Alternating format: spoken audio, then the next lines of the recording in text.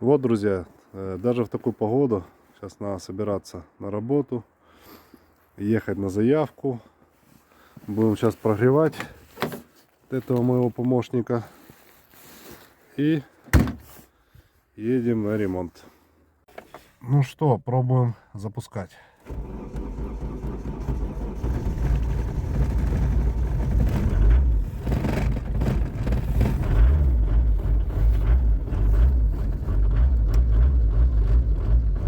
Старенький дизель. Сегодня у нас холодно. Сейчас утром минус 5. Ночью где-то было около 8-9 градусов.